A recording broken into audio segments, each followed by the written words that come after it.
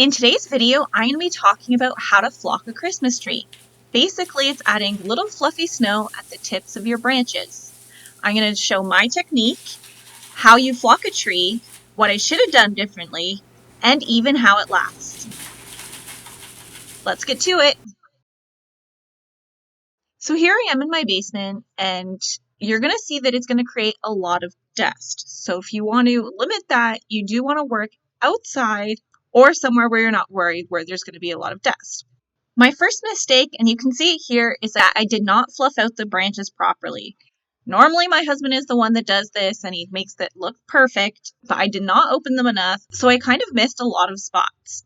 To use the flocking powder, you want to saturate your tree with a water spritzer, then spread the flocking around using a colander or sifter, and then spray it again, and then sift it again. I did flock, spray, flock, but it would have stuck a lot better had the tree been a bit wet at the starting. I was also having a lot of issues with my sprayer because it was leaking a lot from the handle. And here's a shot of what it looks like up close. Again, I didn't have my branch wet at the starting, so you can see the first spray knocks a lot of the flocking off. My sprayer's a lot closer here too, but that's something you want to be mindful of, that you can get too close and knock off your flocking. So, how well does it last? Here's my flock tester branch a few days later. You can see that I only scrape off the flocking when I'm really trying with my nails. Most of it is staying on really good. I am going to try to put some clear spray paint on, so we'll see how that goes.